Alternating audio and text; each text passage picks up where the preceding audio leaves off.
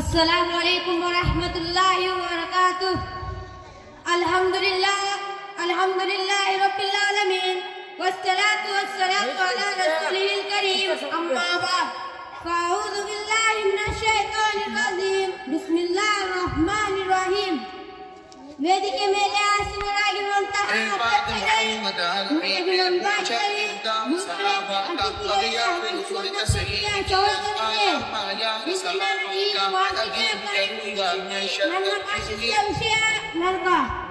ಒಂದು ವಿಭಾಗ ಸ್ವರ್ಗದಲ್ಲಿರುವುದು ಮತ್ತು ಒಂದು ವಿಭಾಗ ನರಕದಲ್ಲಿರುವುದು. ಒಳ್ಳೆಯ ಕೆಲಸ ಮಾಡಿದವನಿಗೆ ಸ್ವರ್ಗ, ಅವನನ್ನು ಸ್ವರ್ಗದಲ್ಲಿ ಇರುತ್ತಾನೆ, ಸ್ವರ್ಗದಲ್ಲಿ ಮತ್ತೆ ಮರಣ ಬರುವುದಿಲ್ಲ.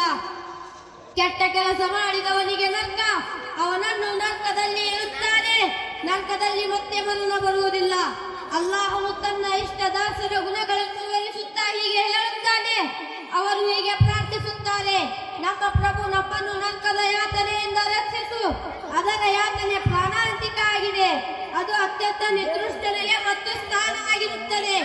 ಹಜರತ್ ಅಬ್ದುಲ್ಲಾ ಇಬ್ನ್ ಅಬ್ಬಾಸ್ ರಲಿಯಲ್ಲಾಹು ವರದಿ ಮಾಡಿದ ಹದೀಸ್ ಒಂದರಲ್ಲಿ ತಿಳಿದು ಬರುವುದು, ಪ್ರವಾದಿ ಮುಹಮ್ಮದ್ ಸಲ್ಲಲ್ಲಾಹು ಅಲೈಹಿ ವಸಲ್ಲಂ ಸಹಾಬಿಗಳಿಗೆ ಈ ಪ್ರಾರ್ಥನೆಯನ್ನು ಪವಿತ್ರ ಕುರಾನ್ ನಿನ್ನ ಒಂದು ವಚನೆಯನ್ನು ಕಲಿಸುವ ರೀತಿಯಲ್ಲಿ ಕಲಿಸಿಕೊಡುತ್ತಿದ್ದರು.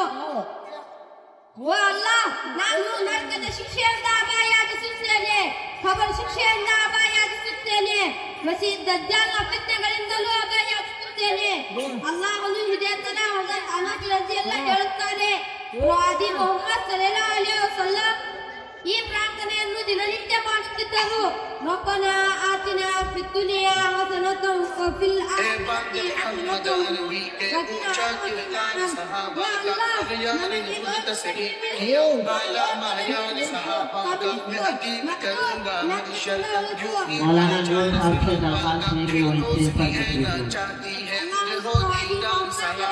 ವಕಿನಾ ನೀವು ನಿಮ್ಮ ಸಂಬಂಧಿಕರಿಗೆ ನರಕದಿಂದ ಉಳಿಸಿರಿ.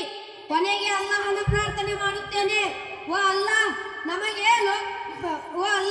ನಮಗೆ ನರಕದಿಂದ ಉಳಿಸು, ನರಕದ ಯಾತನೆಯಿಂದ ಉಳಿಸು, ನರಕದ ಶಿಕ್ಷೆಯಿಂದ ಉಳಿಸು, ಮಸೀದ್ ದಜ್ಜಾಲ್ನ ಫಿತ್ನೆಗಳಿಂದಲೂ ಉಳಿಸು ಮತ್ತು ಸ್ವರ್ಗದಲ್ಲಿ ಕಳಿಸು. ಆಮೀನ್.